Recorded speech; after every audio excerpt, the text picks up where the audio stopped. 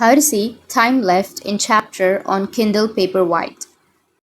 So if you want to see the time left in chapter on Kindle Paperwhite, then just follow the steps. While reading a book, open the toolbar by tapping at the top. Once you tap at the top, you will have the page display. You just need to simply tap on the page display.